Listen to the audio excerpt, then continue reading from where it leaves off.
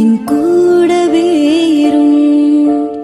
ஓ இயேசுவே, நீர் இல்லாமல் நான் வாழ முடியாது.